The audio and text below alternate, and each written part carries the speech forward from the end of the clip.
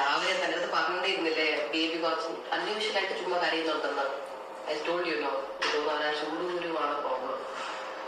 It's very hot. വെളിയിൽ സഹിക്കാൻ വയ്യാത്ത ചൂട്. എന്റെ മുന്നിൽ ഞാൻ ചെറിയ സിമ്പിൾ ആയിട്ടുള്ള കേൾസ് മാത്രം ഇട്ടിട്ട് ആ ഒരു സാധനം ഹെയർ ആക്സിഡന്റ് തലയിക്കാൻ പോവാണ്. പക്ഷെ ഞാൻ റെഡിയാന്ന് കണ്ടാത്തൊന്നും എന്റെ ബ്രൈഡൽ ഷോ ആണ്. എന്റെ ബേബി ഷോ വരെ കഴിഞ്ഞിട്ടിരിക്കുകയാണ്. രണ്ടാമത് വേണമെങ്കിൽ കെട്ടാവും കല്യാണം ഒന്ന്. ബേബി ഷവർ ആവാലോ. Baby shower correct. ഞാൻ ആദ്യത്തെ ബേബി ഷവറിന്റെ ക്ഷീണം പോലും എനിക്ക് ഇതുവരെ മാറിയിട്ടില്ല. നാട്ടു നടപ്പനുസരിച്ച് രണ്ടാമത്തെ ബേബി ആവാം. ശരിയാ, നാട്ടു നടപ്പനുസരിച്ച് ജീവിച്ചേ പറ്റൂ. ശരിയാ ഉറപ്പായിട്ടും. അതെ, വേറൊരു കുഴപ്പമില്ല. ഇല്ല, ഞാൻ സ്റ്റാർട്ട് ചെയ്ത്